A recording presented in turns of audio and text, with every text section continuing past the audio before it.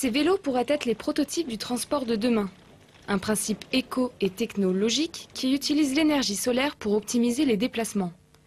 Durant 2 jours, une communauté d'écoles d'ingénieurs vont pouvoir mettre en pratique leurs prototypes et vélos solaires dans une compétition 100% verte.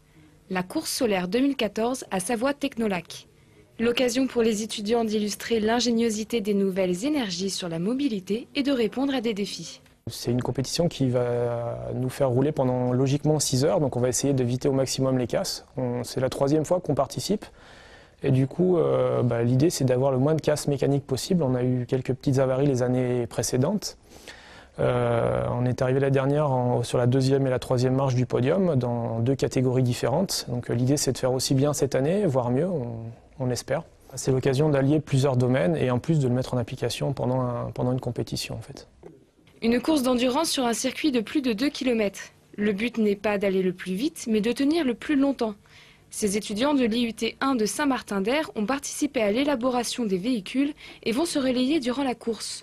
De jeunes ingénieurs et pour l'occasion des pilotes qui devront maîtriser le fonctionnement particulier de cette technologie. Le but de la course, c'est d'essayer d'équilibrer la force des jambes avec la puissance du moteur. Donc le but de la course, c'est vraiment pour gagner. C'est vraiment d'essayer de trouver un équilibre entre le panneau photovoltaïque, le moteur, ce qu'il y a déjà dans la batterie et la puissance des jambes. La recherche sur l'exploitation de l'énergie solaire ne fait qu'avancer et cette rencontre est là pour le prouver. Une seule question, le soleil saura-t-il rayonner sans s'arrêter ?